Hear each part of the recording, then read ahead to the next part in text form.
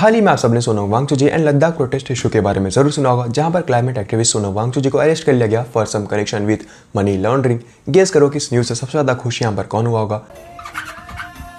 मैंने बोला ना, एक दिन मैं हंसूंगा और वो रोएगा।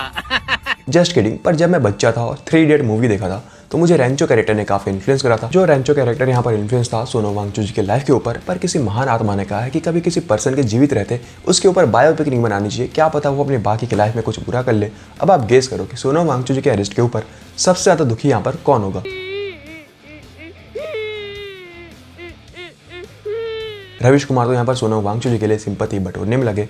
सो क्या यहाँ पर सोनम वांगचुक के ऊपर लगे सारे एलिगेशन सही है? फॉरेन फंडिंग से लेकर चाइनीज स्पाई तक का सफर और अब लद्दाख में प्रोटेस्ट, या फिर कुछ पॉइंट में यहाँ पर सोनम वांगचुक की डिमांड जेन्युइन है जिसे यहाँ पर गवर्नमेंट नजरअंदाज कर रही है। क्यों इंडियन गवर्नमेंट लद्दाख को स्टेटहुड एंड 6 शेड्यूल्स टैग देने से कतरा रही है? वो सोनम वांगचुक जो कभी 2019 में 370 एब्रोगेशन के बाद लद्दाख को यूनियन टेरिटरी बनाने के बाद मोदी जी को थैंक्स तक कह रहे थे, अब वो अचानक से स्टेटहुड की डिमांड क्यों कर रहे हैं? यहाँ पर कुछ सस्पिशियस है। और बाय द वे, अगर फ्यूचर में कभी गवर्नमेंट ने लद्दाख इन प्रोटेस्ट को मान भी लिया और इनके डिमांड्स को फुलफिल कर लिया तो फ्यूचर में कैसे प्रॉब्लम राइज हो सकते हैं, समझते हैं इस एपिसोड से। क्या भाई, मर्डर किया क्या? फाइनेंस कंपनी का कोई फ्रॉड किया क्या? नहीं। ना कर नेट पर चलाई क्या? नहीं। तो फिर किया क्या है तुमने?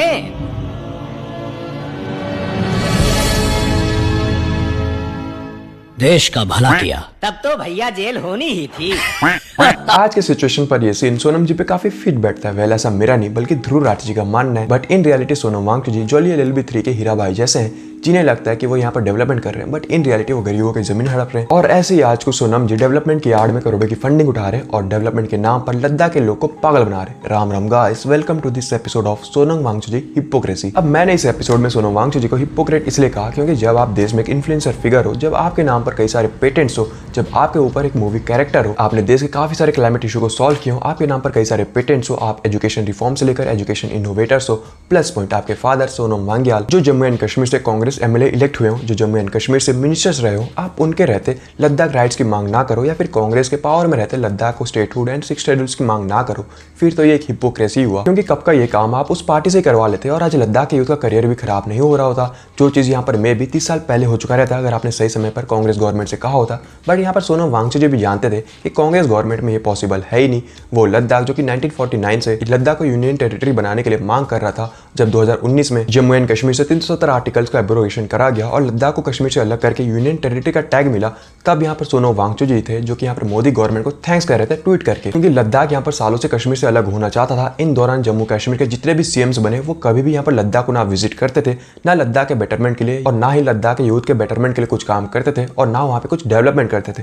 पर जैसे 2019 में लद्दाख को यूनियन टेरिटरी का टैग मिला तो सबसे ज्यादा खुश अगर कोई हुआ होगा तो वो खुद यहाँ पर सोनम वांगचुक जी थे। पर अब यहाँ पर वांगचुक जी चाहते हैं कि लद्दाख को यूनियन टेरिटरी से हटाकर स्टेटहुड एंड 6 शेड्यूल्स में फॉर्म किया जाए। अब यहाँ पर इनकी मांग देखी भी जाए तो वैलिड भी है। जैसे कि लद्दाख के 6 शेड्यूल्स की मांग के पीछे रीजन ये है कि लद्दाख अपनी ऑटोनॉमी पावर चाहती है। डिस्ट्रिक्ट काउंसिल पावर मिल जाने से लद्दाख को उनके जमीन के ऊपर, उनके कल्चर के ऊपर, उनके रिसोर्स के ऊपर उनका कंट्रोल होगा। लद्दाख की इसकी मांग यहाँ पर बहुत ज्यादा सिंपल है कि कोई बाहर की कंपनी आकर वहाँ पर माइनिंग ना करे, बाहर के लोग आकर वहाँ पर जॉब्स ना करे। 6 स्टेटस मिल जाने से लद्दाख एक ट्राइबल एरिया घोषित हो जाएगा, जस्ट लाइक नॉर्थ ईस्ट, जहाँ आउटसाइडर्स आकर सेटल नहीं हो सकते। सोनम वांगचुक यहाँ पर स्टेटहुड की मुद्दा इसलिए भी उठा रहे हैं क्योंकि वो चाहते हैं कि लद्दाख को लेजिस्लेटिव पावर मिले जस्ट लाइक अदर स्टेट्स जो अभी सेंट्रल गवर्नमेंट के कंट्रोल में। सोनम वांगचुक यहाँ पर लद्दाख इसके हाथों में लद्दाख का पावर चाहते हैं, जिससे यहाँ पर लद्दाख गवर्नमेंट डिसाइड करेगी यहाँ पे माइनिंग होगा या नहीं। और सबसे मेन चीज, लद्दाख के लोग को जॉब्स के लिए माइग्रेट नहीं करना पड़ेगा दूसरे स्टेट्स में। इसलिए कई सारे नेशनलिस्ट का ऐसा मानना भी है कि सोनम वांगचुक के डिमांड को गवर्नमेंट यहाँ पर फुलफिल कर ले, उनके डिमांड्स को यहाँ पर मान ले।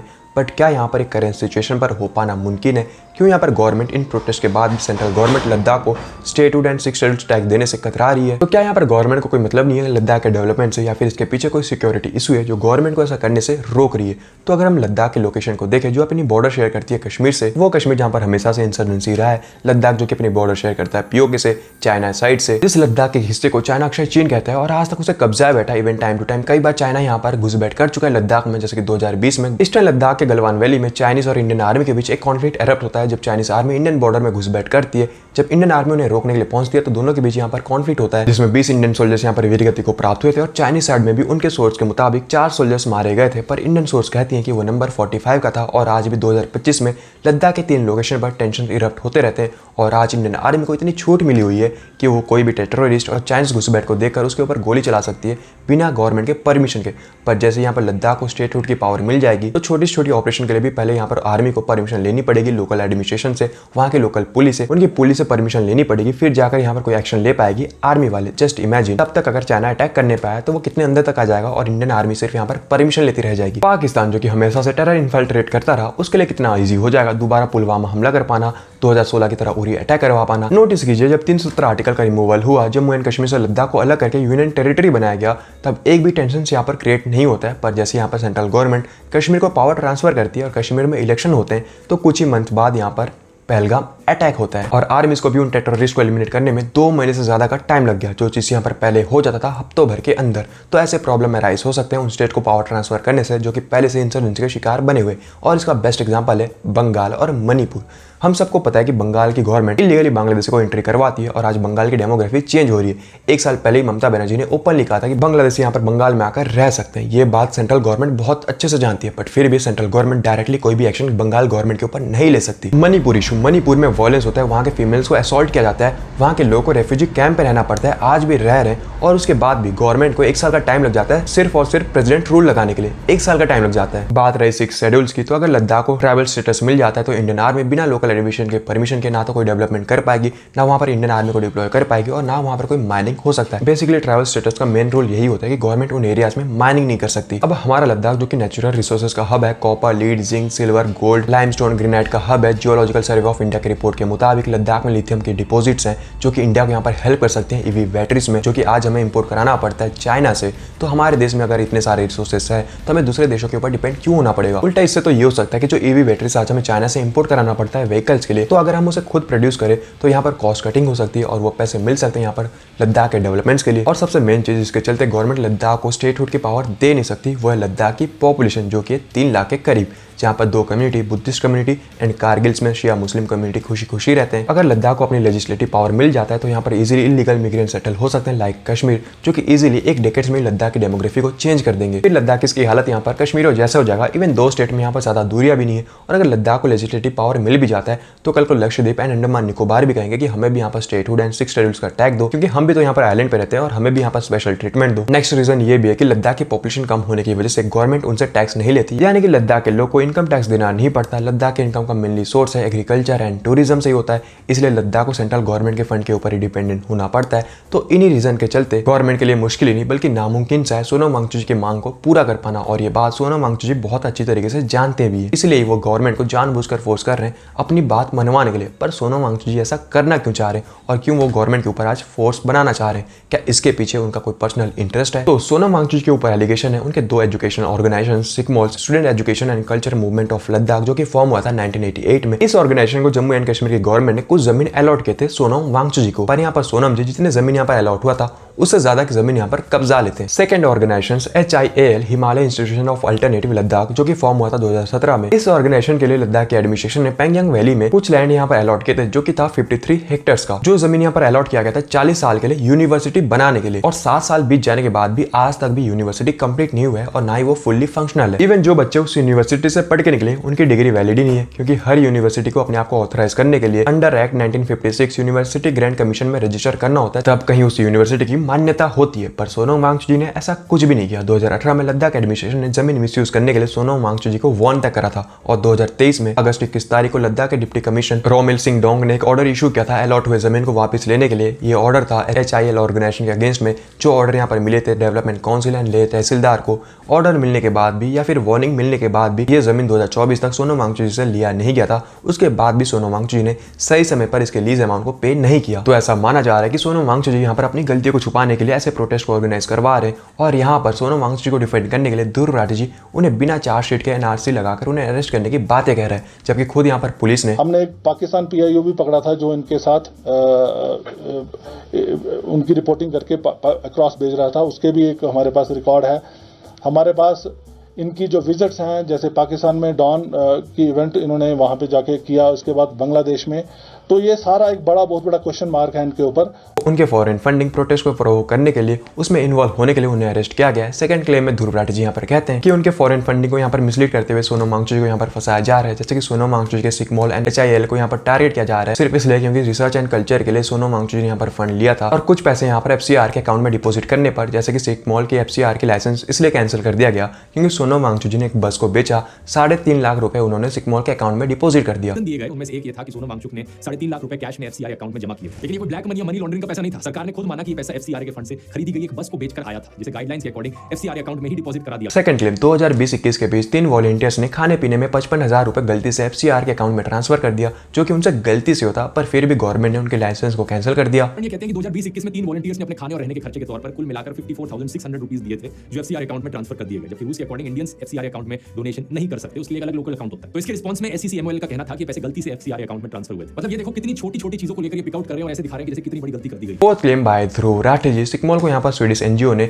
4,90,000 रुपए कुछ कल्चरल स्टडी के लिए दिए, सो इस बेसिस पर गवर्नमेंट उन्हें एंटी नेशनल घोषित कर रही है। एक और कारण यहाँ पर बताया जाता है होम मिनिस्ट्री के द्वारा कि इस ऑर्गेनाइजेशन को इंडिया की सॉवरेनिटी पर स्टडी करने के लिए विदेश से 4.93 लाख रुपीस की फंडिंग मिली थी। अब इस फंडिंग की डिटेल्स को जरा आप देखो यहाँ पर क्या लिखा है। ये फंडिंग एक स्वीडन बेस्ड NGO से आई है जो फूड सिक्योरिटी और सॉवरेनिटी समेत बाकी इश्यूज पर युवाओं में अवेयरनेस क्रिएट करने के लिए मिली। अब कोई बच्चा भी इसे देखकर बता सकता है कि यहाँ पर फूड सिक्योरिटी और फूड सॉवरेनिटी की बात की जा रही है, लेकिन हर जगह अपने खिलाफ साजिश देखने वाली सरकार को फूड सॉवरेनिटी में इंडिया की सॉवरेनिटी दिखी। पर आप जरा यहाँ पर ध्रुव जी के इस क्लेम को याद रखिएगा, खास करके स्वीडिश NGO को याद रखिएगा। एक बात को यहाँ पर मैं भी ध्रुव राठी जी की इस बातों को सुनकर कन्विंस हो गया था कि यार गवर्नमेंट कितनी जुल्मी है, किसी को 5 लाख रुपए के लिए यहाँ पर एंटी नेशनल घोषित कर दे रही है, जबकि आजकल ये 4,90,000 रुपए या फिर 5 लाख में होता ही क्या है। बट यहाँ पर ध्रुव राठी जी ने एक मिसलीडिंग गेम खेला, लोगों को हाफ इन्फॉर्मेशन देकर सोनम वांगचुक के लिए एक सिंपैथी क्रिएट करने में। तो अगर हम यहाँ पर कुछ पॉइंट्स को इग्नोर कर दे, जैसे कि सेकंड पॉइंट और थर्ड पॉइंट, सिर्फ फोर्थ पॉइंट को ही ध्यान दें, जिसमें ध्रुव राठी जी के क्लेम के हिसाब से 4,90,000 रुपए कुछ यहाँ पर सिक मॉल को मिले थे स्वीडिश NGO के लिए, तो देखा जाए तो ये काफ़ी छोटा अमाउंट है।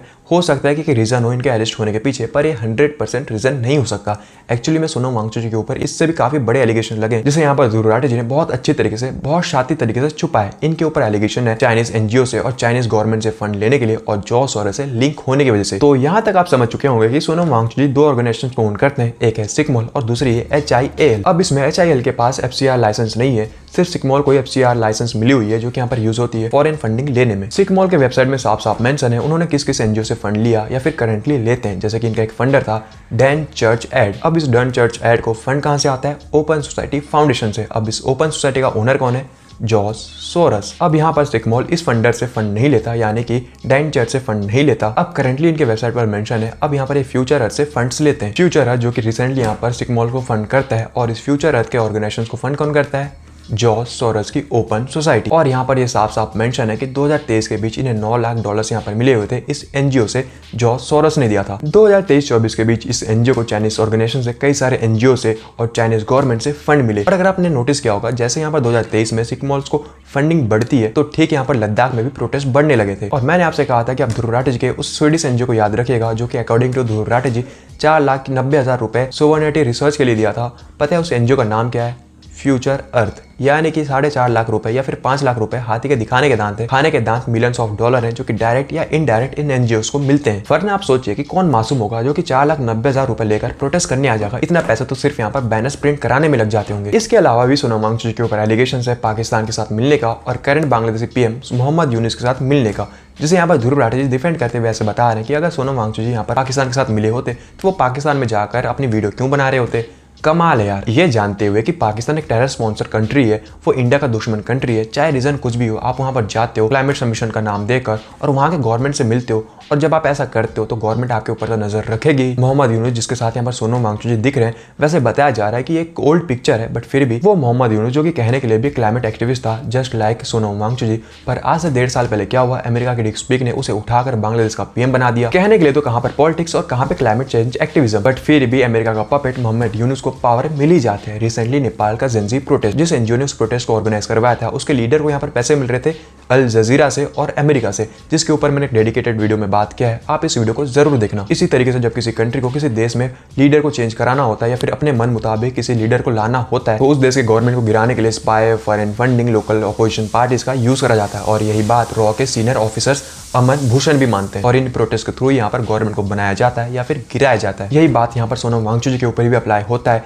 और इसी वजह से उनकी गिरफ्तारी हुई है। जिस बात को ध्रुव राठी जी पीसफुल प्रोटेस्ट का नाम दे रहा है, पीसफुल प्रोटेस्ट का नाम देकर सोनम वांगचुक जी को यहाँ पर ग्रीन चेक दे रहा है। वही सोनम वांगचुक जी एक तरफ तो कह रहे हैं नहीं तुम प्रोटेस्ट मत करो, ये तो बहुत बुरी बात है, दूसरी तरफ कह रहे हैं कि तुम भी नेपाल और श्रीलंका के जेनजी के जैसा यहाँ पर प्रोटेस्ट करो। ये तो वही बात हो गई कि तुम अपनी एक्स को देख के कह रहे हो कि नहीं मुझे अब उससे बात नहीं करना, मैं अब उसे नहीं देखता, उससे बात नहीं करता, पर दूसरी तरफ चुपके चुपके उसकी फोटोज देखते हो। इस प्रोटेस्ट को करवाने के पीछे हाथ यहाँ पर कांग्रेस काउंसलर का था जो कि इस वॉयलेंस के बीच यहाँ पर दिख भी रहा था, पर ध्रुव ज्ञानी बाबा तो इस बात को मानने के लिए रेडी ही नहीं है कि इसमें कांग्रेस का भी इन्वॉल्वमेंट था, क्योंकि ध्रुव ज्ञानी बाबा के मुताबिक सोनम जी यहाँ पर गांधी जैसा अहिंसावादी है और सोनम वांगचुक जी का यहाँ पर पोस्ट करने वाले लोग कोर्ट से जैसा विलन है। उठा रहे हैं। नाथुराम गोडसे को पूजने वालों से वैसे क्या ही एक्सपेक्ट किया जा सकता है। इन्हें हर गांधी वायलेंट और देशद्रोही दिखेगा और हर गोडसे में इन्हें अपना भगवान दिखेगा। वैसे महात्मा गांधी जी यहाँ पर कितने अच्छे थे, मैंने इस वीडियो में बहुत अच्छी तरीके से बात किया है, आप इस वीडियो को एक बार विजिट जरूर करना। वैसे अगर आप चाहते हो कि मैं महात्मा गांधी और नाथुराम गोडसे के ऊपर एक डेडिकेटेड वीडियो बनाऊं तो आप मुझे बता सकते हो, मैं उसके ऊपर एक वीडियो जरूर लाऊंगा। ज्ञानी बाबा यहाँ पर आगे ऐसे प्रिटेंड करते हैं कि 2020 से यहाँ पर लद्दाख में प्रोटेस्ट हो रहे हैं, जैसे मानो लद्दाखी से यहाँ पर मोदी जी से परेशान होकर प्रोटेस्ट कर रहे हो और उससे पहले उन्होंने कभी प्रोटेस्ट नहीं किया, जबकि लद्दाखीस 1949 से यहाँ पर प्रोटेस्ट कर रहे हैं यूनियन टेरिटरीज के लिए। वो लद्दाखीस वो बुद्धिस्ट जो कि हमेशा से यहाँ पर कश्मीर से अलग होना चाहते थे, यूनियन टेरिटरी चाहते थे, क्योंकि इन दौरान जितने भी जम्मू एंड कश्मीर के सीएम बने ना तो वो लद्दाख के ऊपर कुछ खर्च करते थे और ना ही वो लद्दाख के डेवलपमेंट के ऊपर कुछ काम करते थे। इसलिए जितने भी बुद्धिस्ट एमपीज हुए उन्होंने अपने रूलिंग पीरियड में हमेशा से लद्दाख को अलग अलग स्टेट के हिसाब से मांग करी थी। 1949 में तो इसी बात के ऊपर बुद्धिस्ट एमपीज और कारगिल के मुस्लिम एमपीज के बीच एक भयानक वायलेंस हो चुका था, क्योंकि बुद्धिस्ट एमपीज यहाँ पर यूनियन टेरिटरी चाहते थे और कारगिल के मुस्लिम मेजोरिटी यहाँ पर कश्मीर के साथ रहना चाहती थी। तो कांग्रेस यहाँ पर अपनी वोट अपीसमेंट को देखते हुए कि कहीं उनके पीस प्रेडर्स को यहाँ पर बुरा न लग जाए, तो कांग्रेस ने यहाँ पर बुद्धिस्टों को अलग यूनियन टेरिटरी ना देकर उन्हें सिर्फ ऑटोनॉमी लिमिटेड पावर दे दी। और कांग्रेस पीरियड में हमेशा से यहाँ पर मुस्लिम मेजोरिटी एरियाज में एमपीज चुने जाते थे, कभी बुद्धिस्टों को यहाँ पर मौका नहीं मिलता था, रेयरली कभी बुद्धिस्टों को यहाँ पर टिकट दिया जाता था। पर जैसे यहाँ पर बीजेपी रूलिंग में आती है तो दोबारा यहाँ पर बुद्धिस्ट मॉन्क्स को एज अ एमपीज चुना जाता है, उन्हें फिर दोबारा से टिकट्स मिलने लगे थे। पर ये बात ध्रुव राठी जी कभी नहीं बताएंगे, उल्टा ये तो 6 शेड्यूल्स की डिमांड कर रहे हैं, पर ये खुद क्यों नहीं बता रहे कि यूनियन टेरिटरी ने लद्दाख को किसने दिया था या फिर किस रूलिंग में मिला था। उल्टा ये तो 6 स्टेटस ना देने का रीजन मोदी अडानी को बता रहे। कमाल है यार, इन्हें अपने बिजनेसमैन से प्रॉब्लम है पर जॉब सोरस से फंडिंग लेते वक्त इन्हें कोई भी शर्म नहीं आती। ध्रुव ज्ञानी बाबा के लॉजिक के हिसाब से लद्दाख किसको यहाँ पर जॉब नहीं मिल रही, वो अनएम्प्लॉयड है। दोस्तों कि लद्दाख में बेरोजगारी की कितनी बुरी हालत है। जम्मू कश्मीर रिक्रूटमेंट बोर्ड से अलग होने के बाद यहाँ जॉब्स में भारी कमी देखी गई है। रीसेंट गवर्नमेंट सर्वे बताते हैं कि लद्दाख में 26.5% ग्रेजुएट्स बेरोजगार हैं। बट यूनियन टेरिटरी के बनने के बाद लद्दाख में यहाँ पर जॉब वैकेंसी बढ़ी है। 85% जॉब्स यहाँ पर लोकल्स के लिए ही होता है। हाँ, ये बात भी सच है कि आज भी लद्दाख में जॉब क्राइसिस है, वहाँ के लोग को आज भी प्रॉब्लम फेस करना पड़ता है, माइग्रेट करना पड़ता है जॉब्स के लिए। पर ये बात भी सच है, लद्दाख की यूनियन टेरिटरी बनते ही वहाँ पर लद्दाख में पुलिस पोस्ट में, हेल्थ केयर सेक्टर्स में जॉब वैकेंसी यहाँ पर बढ़ी है। आज वहाँ पर अटल टनल बनते ही वहाँ पर जॉब्स बढ़ी है, वहाँ पर डेवलपमेंट्स हुए। क्या ये डेवलपमेंट नहीं हुआ? आयरनी देखो, इस प्रोटेस्ट को यहाँ पर सपोर्ट कौन कर रहा है? अब्दुल्ला महबूबा मुफ्ती गैंग, जिन्होंने अपने रूलिंग पीरियड में कभी लद्दाख के ऊपर कुछ एक पैसा खर्च नहीं किया, कभी उसका डेवलपमेंट नहीं किया। आज ये लोग सोनम वांगचुक जी को सपोर्ट कर रहे हैं। आज ध्रुव राठी जी सोनम वांगचुक जी को इनोसेंट बताने में लगे, ये बताकर कि सोनम वांगचुक जी अगर गिल्टी होते तो उन्हें पहले अरेस्ट कर लिए होते। ये कहकर कि अगर सोनम वांगचुक जी यहाँ पर करते तो बीजेपी उन्हें पहले अरेस्ट क्यों नहीं की, प्रोटेस्ट के दौरान ही उन्हें अरेस्ट क्यों की? क्योंकि उन्हें बीजेपी यहाँ पर फंसाना चाहती है। जबकि खुद यहाँ पर 2007 में कांग्रेस गवर्नमेंट ने एक नोटिस जारी किया था जिसमें साफ मेंशन था इनके फॉरेन फंडिंग में, लैंड ग्रैब में और एंटी गवर्नमेंट बात करने के ऊपर इन्हें वार्न किया गया था। यानी कि ये जो राहुल गांधी जी आज सोनम वांगचुक जी के साथ खड़े दिख रहे हैं, उन्होंने खुद अपने रूलिंग पीरियड में सोनम वांगचुक जी को करप्ट कहा था। फिर ध्रुव ज्ञानी बाबा आगे कहते हैं कि सोनम वांगचुक जी अकेले हैं पूरे लद्दाख में जो कि इनकम टैक्स देते हैं। वो कोई इनकम टैक्स नहीं देते, वो देते हैं लीज जमीन का अमाउंट। बेसिकली ध्रुव राठी जी की हालत यहाँ पर जॉली LLB 3 के डॉक्टर मुलिन देसाई जैसा है, जो कि हरि भाई खैतानी के